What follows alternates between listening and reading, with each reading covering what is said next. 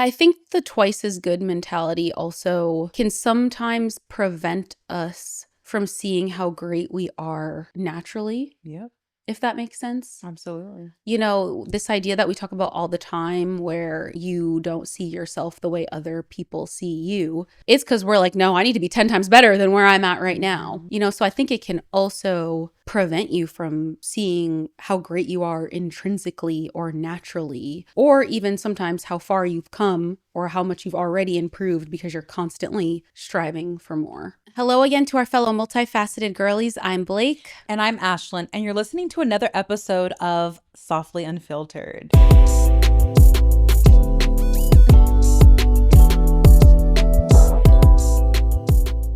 Alrighty, y'all. Kind of a segue based on our last episode. We're talking about why being average can almost feel unacceptable for Black women. We're taught to be twice as good, being highly accomplished, polished, resilient, and constantly improving. But what happens when excellence stops being a choice and starts feeling like the minimum requirement to deserve respect?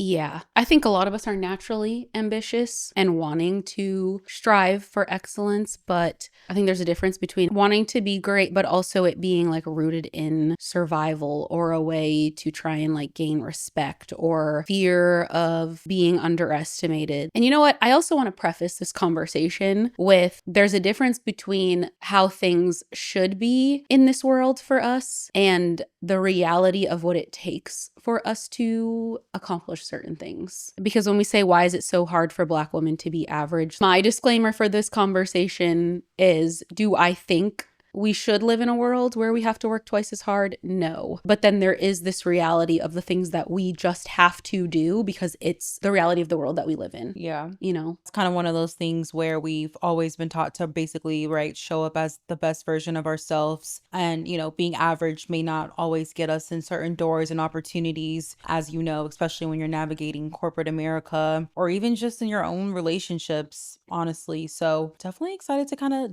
dig more into this topic. Yeah, I completely agree. And I think sometimes the pressure can be a little bit exhausting because regardless of what area of life it falls into, it can kind of start to feel like you're constantly having to prove your worth. And that to me is why this is kind of like a part 2 of our last episode about being like the good Black girl and how that ultimately affects your identity of needing to help others and be agreeable and be mature and responsible. And as part 2, like achieve. Yeah. And I feel like the achievement is a lot of what surrounds this topic specifically. My first question for you is, where do Black women first learn that being average is not enough? I think it starts early on. Everybody's had that conversation from their mothers or their fathers, whoever it was, that you have to be twice as good, right? We've all had that conversation, whether you're told directly or like indirectly, and especially about like receiving grace, right? Like one of my earliest memories of this is playing basketball in like 5th grade, and we were losing, and towards the end of the game I was just having like really bad body language, and my mom was like yelling at me from the stands, and okay, she yelled at me, whatever, I thought it was over, but then she like continued to rip into me after we got in the car. And it wasn't even about the fact that I played bad or that we lost. She literally was reaming me about my body language. And on the surface level, right, it's just a teachable moment. It's you raising a child, not to be a sore loser or whatever it is. But beneath the surface, it's the lesson that you cannot afford to have bad body language because you are going to be judged twice as hard as your white teammate if you have bad body language, So I didn't understand that at the time. I was like, okay, the game's over. Like I got it the first time. But now as an adult, that's one of my earliest memories of that, because at the time I really didn't understand why she was going so hard about it. It's like, okay, I'll fix my body language moving forward. But my mature adult mind realizes like, no, I cannot have bad body language because then I am going to be looked at as a poor sport. And 2 things very, very clearly come to mind for me with this. And the first is the way the media treats Caitlin Clark versus the way they treat Angel Reese. Yeah. If you watch the WNBA, you see Caitlin Clark is like one technical away from getting suspended. That's how many technicals she has for like talking back to the refs or whatever, playing dirty, whatever the case may be. And let the announcers or the media tell it. She's so tenacious. She's so competitive. She has such a drive, right? But, you know, with Angel Reese, she has a bad attitude. She's a thug, whatever else. And that's where the we have to be twice as good conversations come from. So yeah, my 5th grade self getting yelled at now understands seeing that perfect example also in basketball. But the other thing too, the other day with the opening of the Obama Presidential Center and how Michelle Obama so eloquently kind of read Donald Trump for filth in her speech in a very politically correct way, but just talking about how he never cracked under pressure. He never lashed out. Meanwhile, we have a president that number 1 is a convicted felon. That's a whole nother story.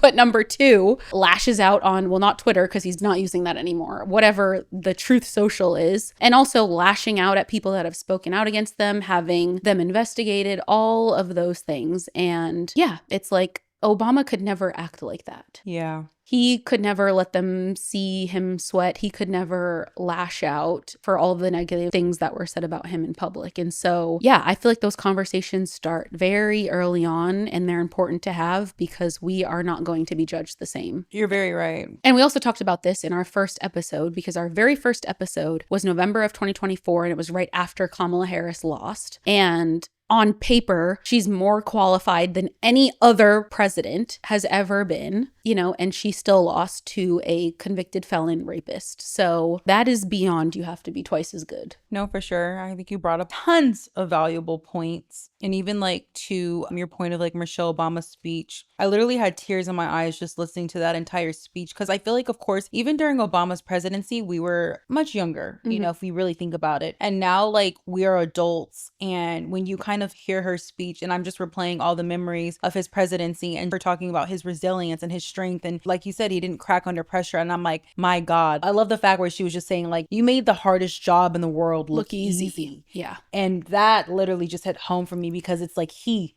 did. And I mean, when we see Obama, even when he first went into the White House to now, like clearly he's obviously way more gray. And it's like that job stressed him the hell out. So I really like that you brought that up because yeah, that speech was extremely touching. And I just was like, my God, I was like, she's just the best speaker to me ever. But back to the question. For me, I would say it was in school as far as like how I was disciplined compared to other kids. The way I had to show up versus other people had to show up. I definitely always felt as though, okay, like I can't just like get away with not even just combing my hair and throwing on clothes and going to school. Like I always had to make sure I was very well groomed. You know, I would wake up probably 2+ hours before everyone else in my class because, you know, my parents had to make sure my hair was done. I always had to make sure I had a nice outfit on. My socks were clean. My shoes were clean. Like, let's be honest, I hate to say it, even in the Black community, there were always jokes about the African-American child coming to school with quote unquote dirty clothes or dirty shoes. You know what I mean? So it shows up in that moment where it's like, as Black people, we have to make sure we send our kids to school looking at their best, because if not, people will tease them, people will pick on them, they'll assume that they're poor, etc. So I would say it literally started for me at such an early age, and making sure my hair was always done. I'm like, I used to be exhausted sitting in that chair, whether it was getting my braids or, you know, a fresh perm press, etc. Like, why can't I just wake up and throw my hair in a ponytail like Sally, mom?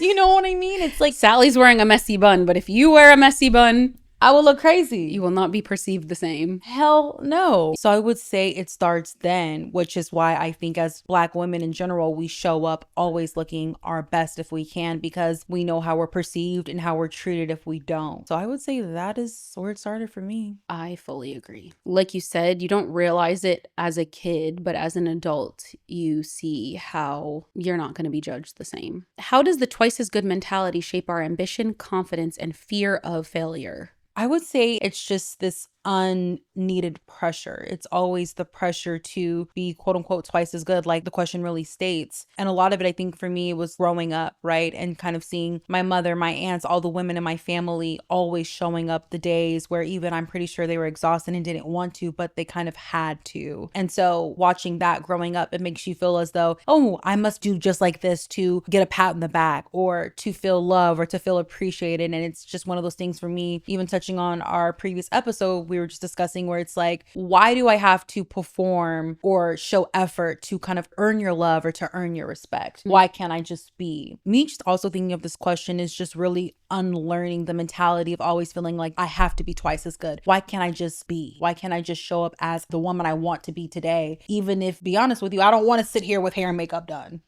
Correct.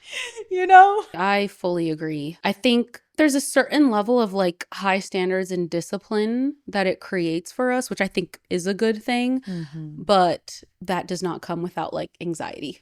Right. That's true. And constant anxiety, whether it's like a fear of failure or this fear of how you're going to be perceived if you are not 100% put together. Or also, we are usually 10 times more prepared than other people before a meeting or before an interview, whatever it is, because we know we're going to be judged harsher. I guess that's the good thing that can come out of anxiety. It's like you're going to be over prepared. Yeah. But that constant hypervigilance is not always fun to feel like you're living with. And I do think it can cause us, as far as even shaping our confidence, because you want to feel good, whether your hair is done or not, whether your makeup's done or not. And I think the twice as good mentality also can sometimes prevent us from seeing how great we are naturally. Yep.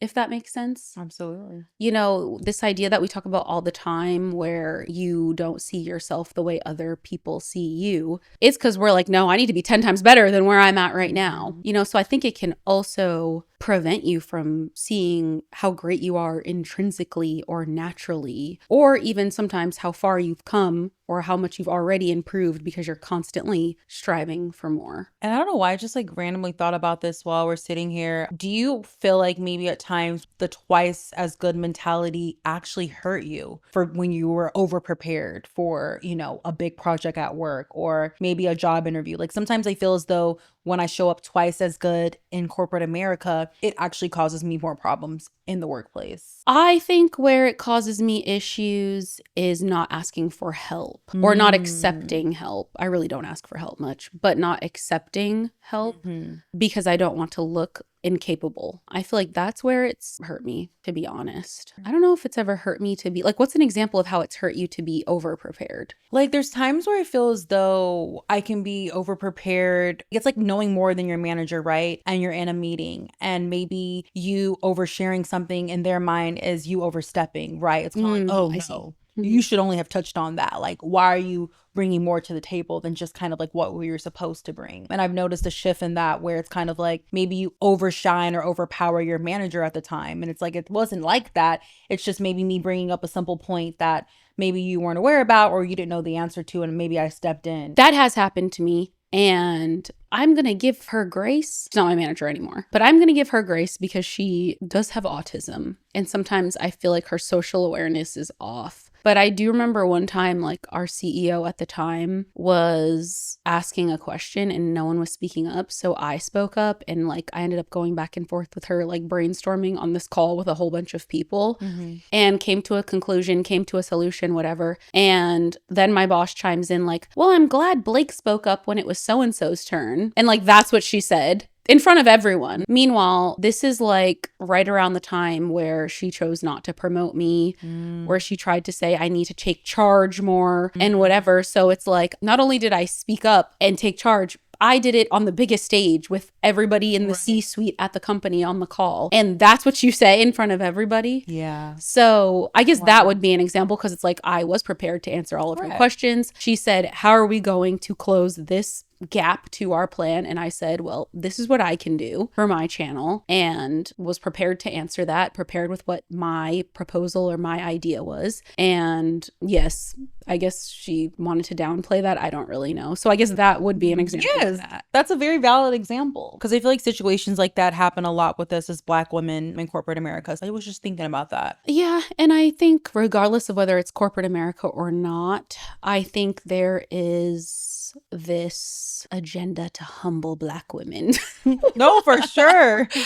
No matter where it is. So yeah, if there's a moment where you're shining, best believe there's going to be somebody trying to dim your light. So Right. Versus praising you for being like, excellent point, Blake. yeah, exactly. That's shady as fuck. Bitch, mute your mic. And it was one of those things where I like smiled and laughed in the moment, but then I like increasingly got more pissed once the call was over because I'm just like, you said that in front of everybody. And instead of saying good job, that's what you chose to say. Like, F off. Are we genuinely ambitious, or are some of us still trying to prove that we deserve to be in the room? I think I said this in the last episode, but I do feel like I'm genuinely ambitious. I never needed somebody to motivate me to succeed. Like, I always got good grades. I always wanted to be successful. I always had like an entrepreneurial itch. So I've never felt like I wanted to live an average life. So I catch myself with both, right? Because I do feel like I'm genuinely ambitious. But what I will say is when I was denied that promotion, there was this underlying layer of, well, I definitely can't ask for help. I have to work hard. I have to stay on late to prove that I was worthy, of the job. And in hindsight, I wish I didn't stress myself out so much and just realized, no, I'm doing a good job. I am worthy, because if they weren't, they would have hired somebody else by now. Right. Instead, they did the opposite. Like, the role was up on LinkedIn and they took it down. But then didn't promote me into it, which that's a whole nother story, which was really messed up. So after a while, I stopped taking it personal and was like, no, I am doing a good job and I do deserve to be in this room. But it can like make you feel inadequate. Like, I need to do more because I cannot give them anything to nitpick at. Right. So for me, it's been both depending on the situation. Like, I am ambitious. I am always going to work hard. But when you get denied something that you are worthy of, it's like, how do you not continue to try and work hard? Because it's like, no, I deserve this. Which I feel like a lot of the times it's like we show up being, as Black women, overly prepared, right? I think that's one of the attributes I think we have. That's great. But also that's why I kind of brought up that question to you prior to this. It could also maybe be a weakness in some aspects, or it could potentially hurt us sometimes when we're like overly prepared for certain things. But even like I was just telling someone in my personal life, the way I see life is, unfortunately, I have to see it from a worst case scenario perspective always. And they're like, well, why don't you think positive? I do think positively, but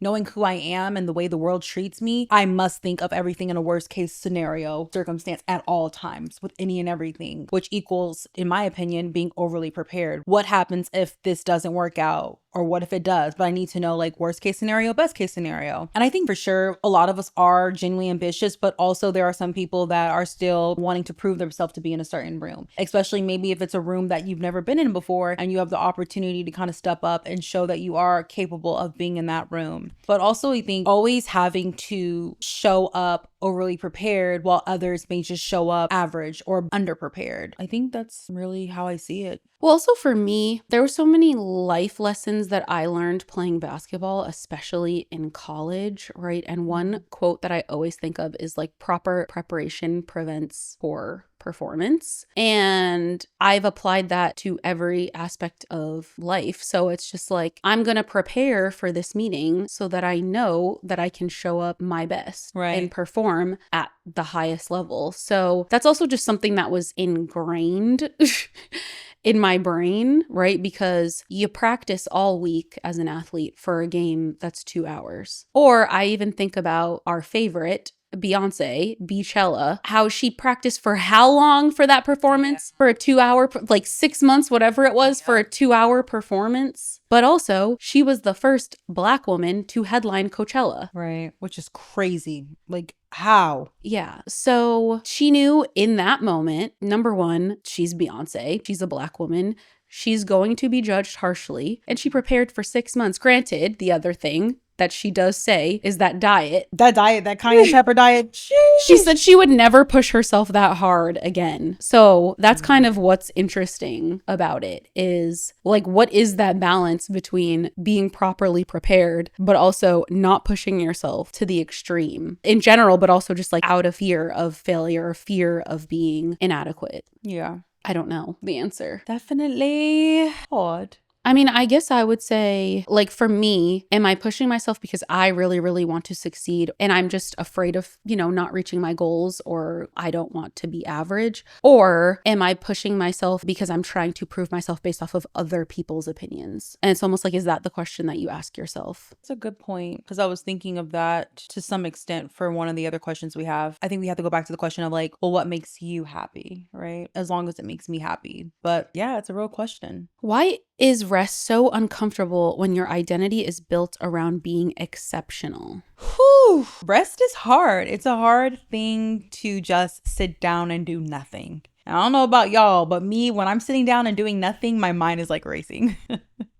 It's racing of all the things like I need to be doing, or all the things that I want to do, or it's me brainstorming about the next thing I want to do. So I think it's like, even when I'm resting, it's still like not rest, but I'm still kind of always strategizing. Because I feel like when you're an exceptional individual, and it just made me think of like when you go to the table, maybe you're hanging out with someone you haven't seen in a while, and they're like, so girl, what's new with you? And you're this exceptional individual. You're like, shit, I have nothing new going on right now. Like, what am I doing? You always want to feel like you have an update. You always have something to bring to the table. I think that's something for me, being the type of person I am, where it's like I always feel as though I need to be working on something. I can never bring nothing to the table. But that's something I learned in a different area of my life, where it's like never show up empty-handed, right? But I think that's something I have used universally in my life, is never not have nothing, never bring nothing. So I would say that's what makes rest for me uncomfortable, because I think it goes back to just being a Black woman. We're always giving, and never really receiving as much. So in all actuality, it just feels right. It feels unproductive. It feels unsettling, and it kind of can feel uneasy sometimes. Well, it also just goes back to this conversation that we've been having multiple times around identity, and identity being linked to achieving, or only receiving positive validation when you're achieving or when you're doing something good. And so when you're doing nothing, then you're, instinctually going to feel like you should be doing something. And there's this feeling of like guilt that comes with resting, because even I like took this whole week off of work, and there's just times I'm on the couch and I'm like, I feel like I'm supposed to be doing something. Like, even when I'm on the couch, I'm still doing something on my laptop, and that's me resting. And that's also part of my problem why sometimes I'm a night owl, because I will just like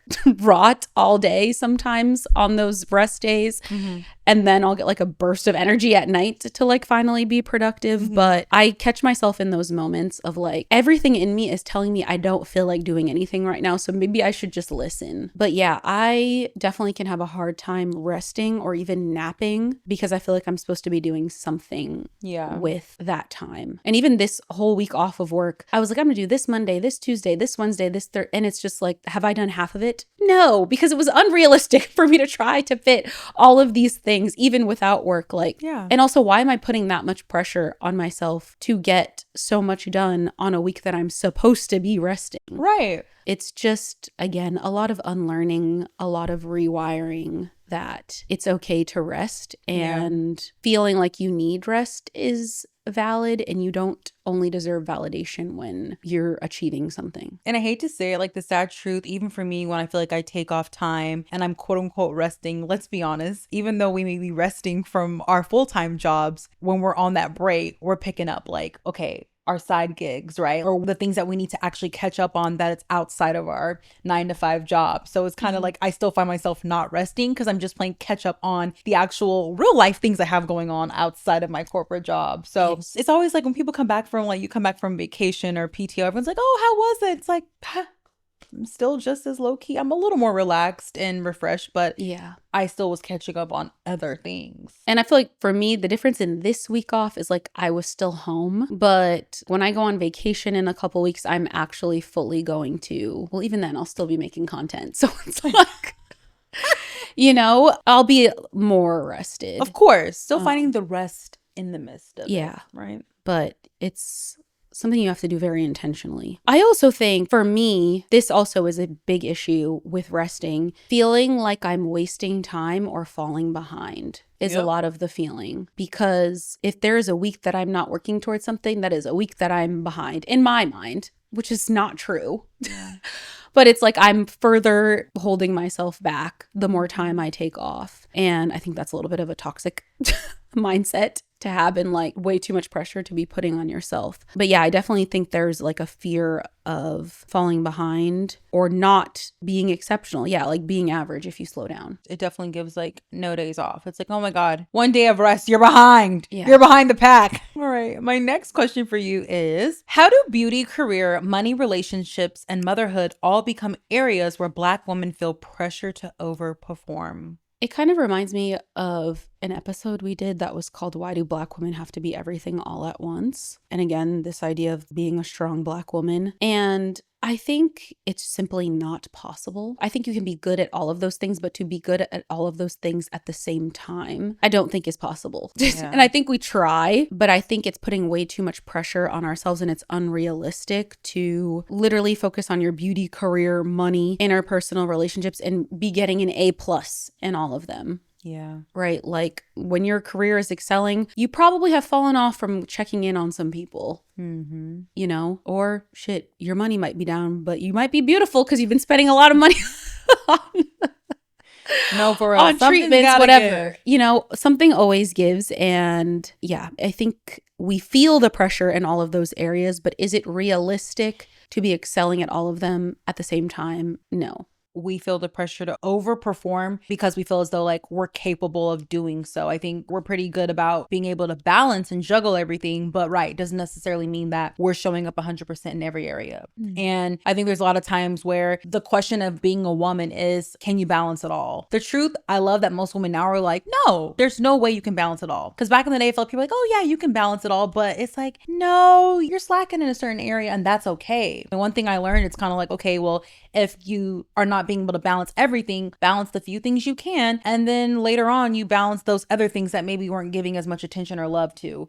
And I heard that from someone on a panel, a mother. She was like really successful in her career, and that's basically how she says that she quote unquote balances it all. And I was like, that's a very good way to put it, because it's like, okay, I'm gonna give my effort towards my family right now and, you know, my workplace, even though I'm kind of lacking, you know, my own self-care. But once family's good, career's kind of somewhat together, I'm back to focusing on myself. And I think that's important to kind of shift your focus of balancing it all and the areas that you're balancing. And so that's something that I've applied to my own personal life. So for me currently, it's getting certain things together. And once those things are together, all right, I'm going to focus on these other areas because I know I'm kind of lacking in those. I think that's kind of how I've learned to overcome the quote unquote pressure. Well, there's also, again, this double standard. Like if we fall off in one area of life temporarily, let's say, we're going to be judged in totality, if that makes sense. Whereas some other people may not. So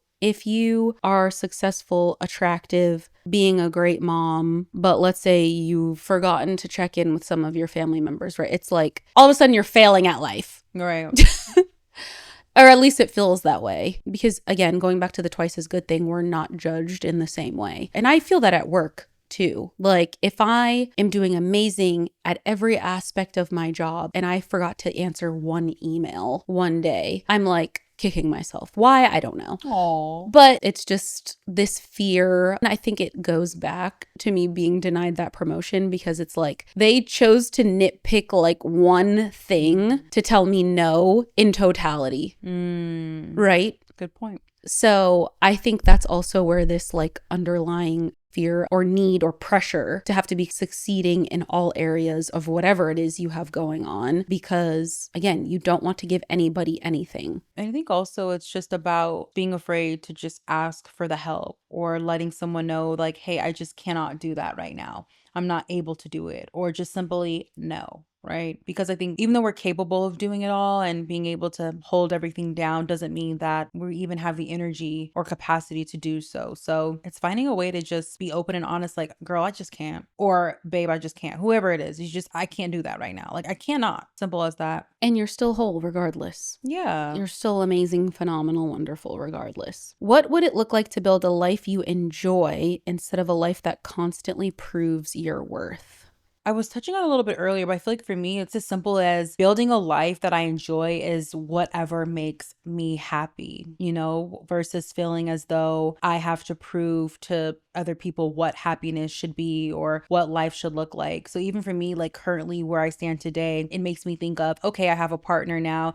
And if and when we do get married, the expectation is, oh, you have this big grand wedding and invite everybody and you spend $100,000 to make everyone happy and have this wonderful wedding and this beautiful reception. And you've got the lovely dress and the lovely bachelorette and bachelor parties. And it's like, I ain't doing none of that shit because I choose that, like, my worth, I don't need to do that. Like, what makes me happy is doing either a small destination wedding or we just do a little courthouse and call it a day. So I think for me, that's something that I'm currently thinking of where it's like, yeah, no, just because you think that's what it should look like, that's just not what it's going to look like for me. And I can't believe how much money people are spending on weddings where it's like, times are hard and I'm not going to sit here and invest all this money on one day.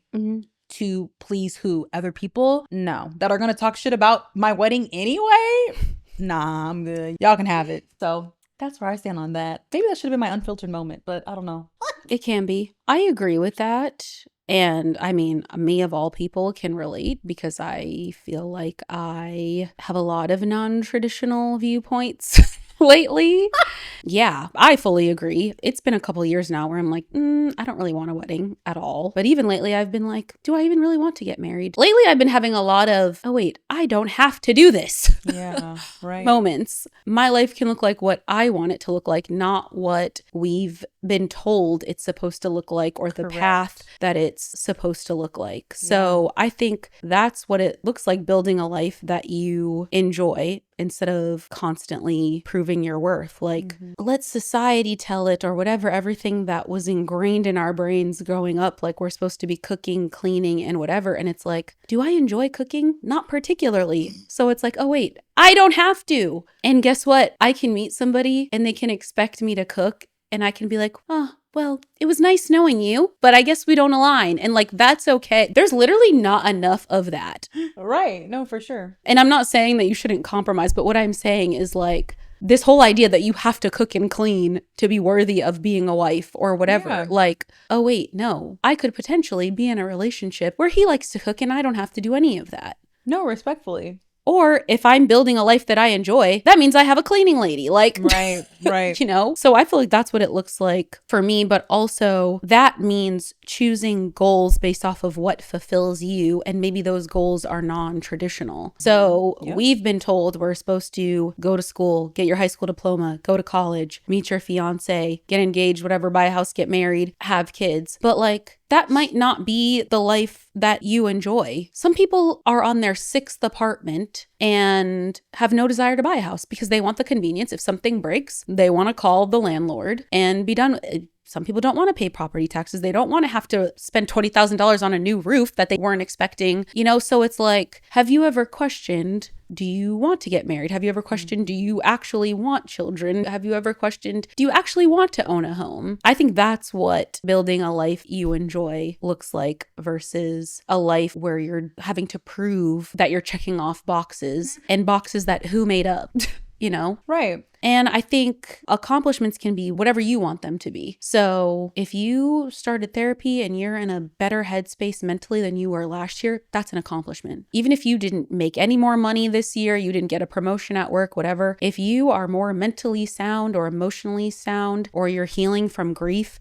and you're in a much better place than you were last year, like, to me, that's an accomplishment. If you lost 10 pounds, that's an accomplishment. Like, it doesn't have to look like what society says it should be. It should look like whatever fulfills you and makes you feel great. And even when I think of like building my future life, I'm very big on asking those that maybe are married or maybe they have kids, etc. Like, if they're doing something that I don't currently have, ask your friends or your family members those hard questions. And you'll be surprised about their honesty in some of their responses to where you're like, yeah, actually, I don't think I want that. Correct. And honestly, that was my decision on not doing a big wedding because I've had a few friends and coworkers and whatnot get married over the last like 5 years. And a lot of the ones that did the big weddings, every single one of them told me if they could go back in time, they would have not done the big wedding. They would have done literally like non-traditional, destination or something. They're like, it was not worth it. And I'm like, I know it wasn't, because they were talking about all the drama that went into it. You know, you're basically people pleasing, right? It's like, it's your special day, but you're so focused worrying about everyone else and how they're feeling and how they're thinking. And you're the mediator of all the drama happening. And it's like, meanwhile, you may have a dress malfunction, your hair is messed up, you know, you just fought with your man, you know, or there's always something going on. So I think for me, it's like, ask those people those tough questions when it comes to just, is it worth it? Especially the kids. Yeah.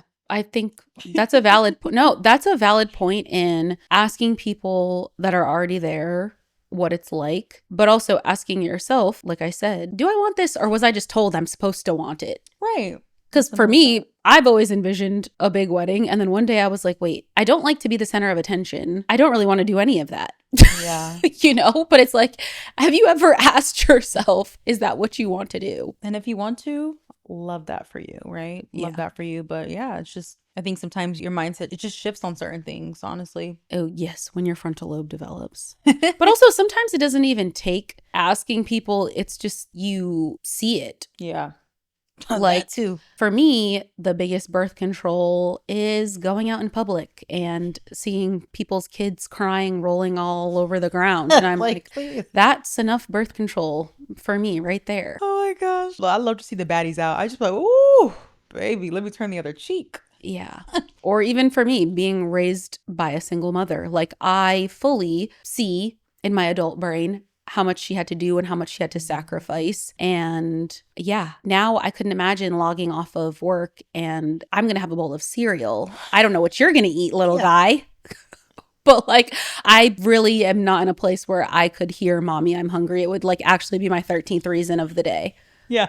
After logging off of work. So yeah. Seriously, our mothers made it look easy for sure. All right. Moving on to today's unfiltered moment. And I kind of alluded to this at the beginning of the episode as far as the disclaimer. To me, when it comes to the you have to be twice as good conversation, the reality is, should we have to think about things this hard? Should we have to be overly prepared? Should we have to be twice as good as our counterparts? No. But I think the reality is, if you want to succeed in this world, that's what you have to do. Mm-hmm. And I think it's also, if you're young watching this, thinking that you can do the same things as your white friends, let's say, if you're a suburban Black girl in predominantly white suburbia, like, think not. You know, that would be my unfiltered moment. Should it be like this? No. But unfortunately, is anybody coming to save us? No. You see, we had the most qualified presidential candidate ever, and she still lost. So nobody is coming to save any of us, is my unpopular opinion. So yes, unfortunately, we have to be twice as good. This is the reality. Unless you want to be average, which is also fine. But if you want extraordinary things for your life, unfortunately, our reality, when you look like us, is you're going to have to be overly prepared. Wow. And we don't have room to mess up. What about you? You really said a lot. You said enough. I think, yeah, we're good on that. I think you said enough, honestly, because, I mean, what more can we say? It's the sad truth, but I mean, it's definitely our reality as Black women. And I'll be honest, like, I feel like touching on topics like this for me, it always hits home, and it makes me just sad because it's our reality. You know, I'm a strong believer in, like, if I wasn't capable of having it or doing it, then it wouldn't be mine. So it's definitely hard being a Black woman, especially in this day and age. And it's just hard out here. No, it's funny you say that, because I literally could not imagine being anything else. And I would never choose to come back as anything else in this lifetime. Like, not even come back Black. I would want to come back as a Black woman specifically, despite all of this, which, yeah, I just feel like despite all of that, it is lit being Black. For sure. And yeah, I really would not want to be anything else. No, for sure. I feel you on that. It'd just be hard. It's just been a hard week for me. So I'm like, conversations like this make it harder. Mm-hmm. But still we rise. Maya Angelou vibes. All right, today's soft landing. Your life does not have to be extraordinary to be meaningful. You are still worthy on the days you're not impressive, productive, polished, or proving anything. I agree. I think pursue excellence because it fulfills you, because you're ambitious, because you're building the life that you want to live, but not because you are trying to perform or because you're trying to build the life that you feel like you're supposed to be building, or you're seeking validation outside of you. So that's what I would say. Let us know, where in your life do you feel the most pressure to be exceptional? Next week, we are going to be talking about, did independence protect Black women, or is it keeping us lonely? Not the lonely, independent Black woman. Please don't forget to comment, like, subscribe, follow us on all platforms at Softly Unfiltered Pod. Email us at softlyunfilteredpod@gmail.com. Visit our website, softlyunfiltered.com. And if you're watching on Apple or Spotify, please don't forget to give us a lovely star rating and review. And we will see you next week. Bye, guys. Bye.